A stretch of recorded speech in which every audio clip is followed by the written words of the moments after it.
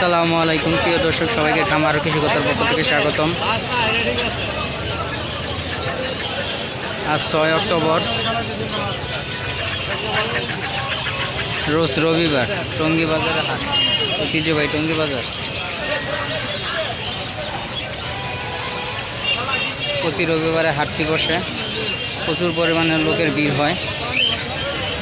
দেখাচ্ছি হাঁস।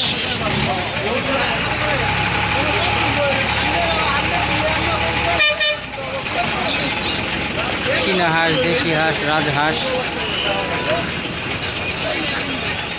সকল হাঁস এখানে আছে।